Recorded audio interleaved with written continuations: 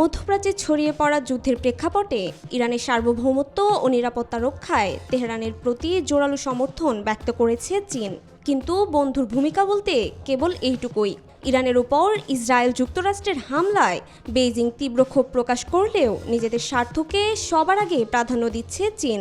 সব মশার বিরুদ্ধে সুরক্ষা দিতে এলো বসুন্ধরা এক্সট্রিম অ্যারোসল, মশার বিরুদ্ধে এক্সট্রিম সুরক্ষা।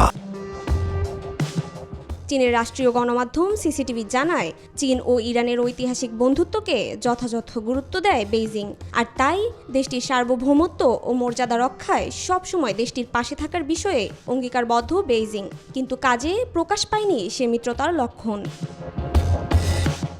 বিশ্লেষকদের মতে তেল আমদানিতে বিঘ্ন ঘটলেও দীর্ঘদিনের মিত্র ইরানকে সহায়তা করে ওয়াশিংটনের সঙ্গে সরাসরি সংঘাতে জড়িয়ে পড়ার ঝুঁকি নেবে না চীন। মধ্যপ্রাচ্যের এই যুদ্ধ বিশ্বজুড়ে জ্বালানি সংকটের আশঙ্কা তৈরি করেছে। বিশেষ করে হরমুজ প্রণালীতে জাহাজ চলাচল বন্ধ হয়ে যাওয়ায় উদ্বেগ বাড়ছে।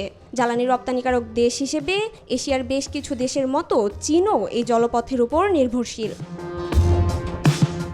2025 সালে চীনে আমদানিকৃত তেলের 57% এসেছে মধ্যপ্রাচ্য থেকে, যার পরিমাণ দৈনিক প্রায় 59 লাখ ব্যারেল। নিজ দেশের বিশাল অর্থনীতির চাকা সচল রাখতে চীনকে এই অঞ্চলের উপর ব্যাপকভাবে নির্ভরশীল থাকতে হয়। এছাড়া সামনে চীনের প্রেসিডেন্ট শি জিনপিং ও যুক্তরাষ্ট্রের প্রেসিডেন্ট ডোনাল্ড ট্রাম্পের মধ্যে একটি উচ্চ পর্যায়ের সম্মেলন অনুষ্ঠিত হওয়ার কথা রয়েছে।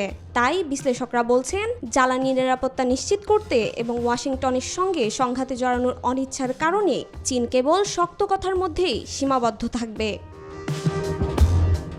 চৈতি রয়, নিউজ 24।